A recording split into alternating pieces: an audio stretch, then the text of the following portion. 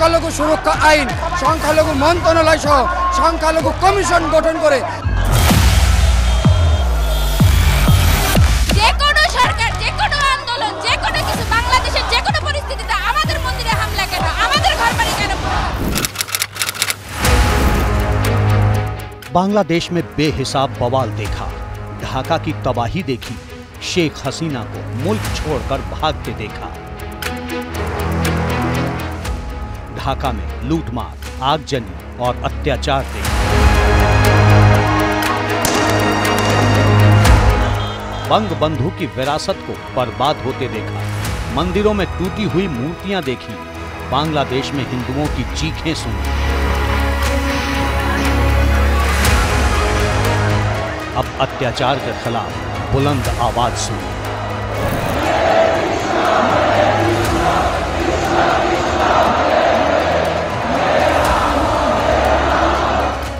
गम है, गुस्सा है और सबसे ज्यादा अपने वजूद को बचाए रखने की जंग है। ये नारों का शोर और बगावती शोर बांग्लादेश के हिंदुओं की आवाज है।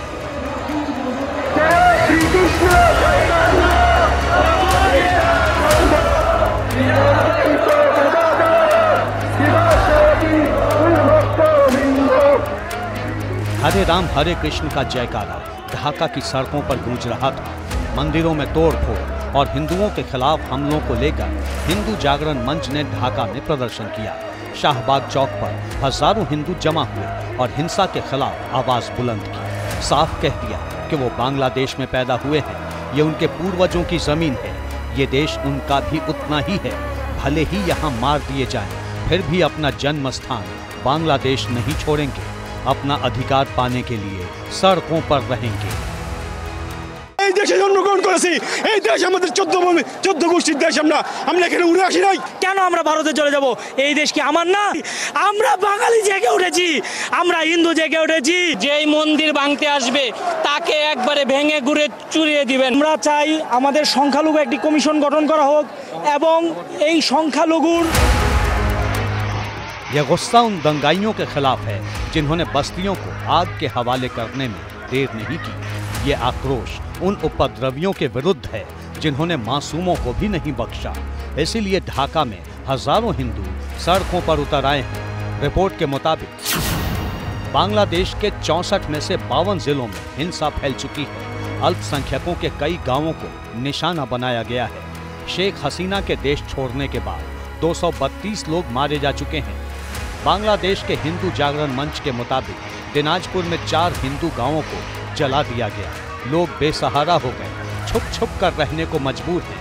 यही वजह है कि ढाका में हजारों हिंदुओं ने प्रदर्शन किया। सरकार से अल्पसंख्यकों के खिलाफ हमलों को रोकने के लिए सख्त कानून बनाने और संसद में अल्पसंख्यकों के लिए 10% सीटें रखने की मांग की। রাজনৈতিক কার্যক্রমেও হিন্দুদের রাখতে হবে, এই সব মাথায় রাখতে হবে। আর ধর্ম বৈষম্য যেন রাজনীতিতে না পৌঁছায়।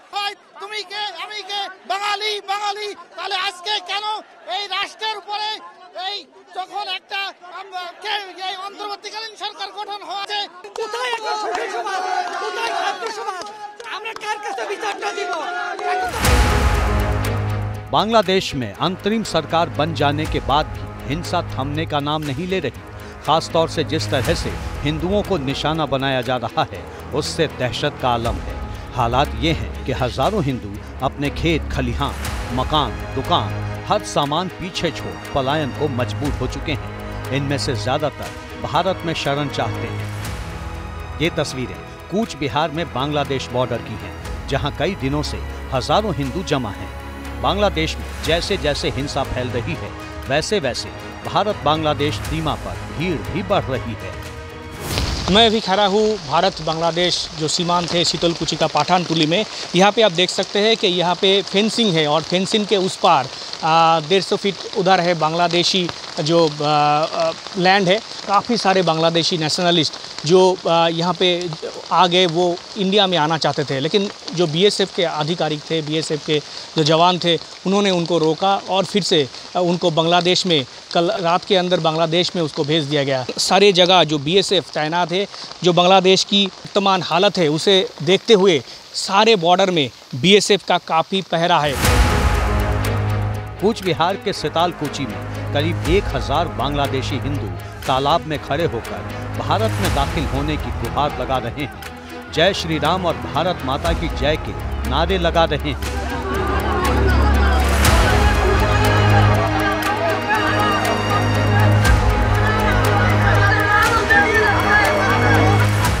तनाव के बीच बॉर्डर पर भीड़ बढ़ रही है, लिहाजा बीएसएफ अलर्ट है। बॉर्डर पर पहुंचे लोगों को समझा बुझाकर वापस भेजा जा रहा है। बांग्लादेश के मौजूदा हालात की तुलना 1971 की जंग के पहले के हालातों से की जा रही है। तब एक महीने में 1 करोड़ बांग्लादेशी शरणार्थी भारत बांग्लादेश सीमा पर इकट्ठा हो गए थे। इस बार भी लगातार भीड़ बढ़ रही है। ऐसे में सवाल ये है कि यदि हिंसा नहीं रुकी तो बांग्लादेश में रहने वाले अल्पसंख्यकों के पास क्या विकल्प है। बांग्लादेश हिंदू बौद्ध ईसाई एकता परिषद के मुताबिक देश के 64 में से 52 जिलों में हिंदुओं और उनकी प्रॉपर्टी को निशाना बनाया गया। अल्पसंख्यकों की आबादी डर डर कर जीने को मजबूर है। खास तौर से हिंदू बस्तियों पर लगातार हमले हो रहे हैं। बांग्लादेश की आबादी करीब 17 करोड़ है, जिनमें हिंदू करीब 7.95% यानी 1 करोड़ 35 लाख हैं। बांग्लादेश में हिंदू दूसरा सबसे बड़ा धर्म है। बांग्लादेश के 64 में से 61 जिलों में हिंदुओं की बड़ी आबादी है। रिपोर्ट्स के मुताबिक बांग्लादेश में हिंदू शेख हसीना की पार्टी अवामी लीग के समर्थक माने जाते हैं, इसीलिए उन्हें चुन चुन कर निशाना बनाया जा रहा है, जिसे लेकर भारत फिक्रमंद है।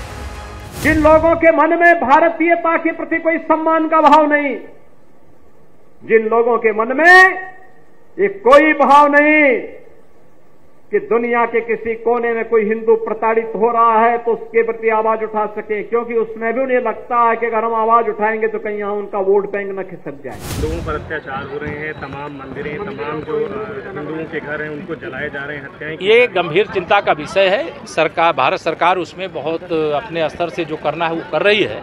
वहाँ के अल्पसंख्यक बहुत परेशान हैं, बहुत जुल्म हो रहा है उनके ऊपर, और हद तो ये हो गई कि छोटे बच्चों को भी छीन के लेके भाग के जा रहे हैं। वो इस वक्त बहुत दुविधा में हैं, बहुत परेशान हैं। हम सबका फर्ज ये बनता है कि हम उनके आंसू पोंछें। सरेआम लिंचिंग हो रही है। लगभग बांग्लादेश के 27 जिले ऐसे हैं जहां पर हिंदुओं को टारगेट किया जा रहा है। उन हिंदुओं के लिए भारत सरकार को निश्चित तौर पर कठोर एक भूमिका निभानी पड़ेगी। बांग्लादेश में हिंदुओं पर हो रहे हमलों से हिंदू धर्माचार्य भी आहत हैं। एक दिन पहले इसके खिलाफ अयोध्या में प्रोटेस्ट हुआ।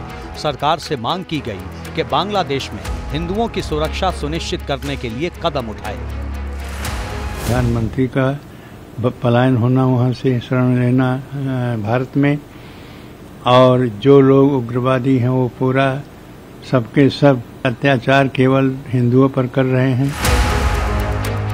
इसी मसले पर वाराणसी में अखिल भारतीय संत समिति और विश्व हिंदू परिषद की भी एक साझा बैठक हुई, जिसमें बांग्लादेश में हो रही हिंसक घटनाओं पर रोष जताया गया।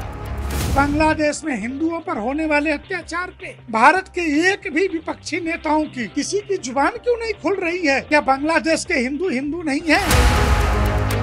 इस बीच बागेश्वर धाम के बाबा धीरेन्द्र कृष्ण शास्त्री ने बांग्लादेश के हालात को लेकर बड़ा बयान दिया है। बोले, अगर बांग्लादेश जैसे हालात भारत में बने तो भारतीय हिंदू कहां जाएंगे? पर प्रश्न ये उठता है कि बांग्लादेश के हिंदू तो भारत में आकर के शरण ले लेंगे, पर कल यही मुद्दा, यही स्थिति परिस्थिति भारत में उठेगी तो भारत का हिंदू कहां जाएगा? हिंद महासागर या अटलांटिका या फिर हिमालय जाएगा? खास बात यह है कि बांग्लादेश में मुस्लिम और हिंदू दोनों बंगाली हैं, यानी भाषा और संस्कृति के लिहाज से दोनों में समानता है। धर्म की वजह से दूरियां हैं, जिसका फायदा कट्टरपंथी उठाते हैं। कट्टरपंथियों की करतूतों की वजह से ही बांग्लादेश में हिंदू छलनी में रेत की माफिक छनते चले गए।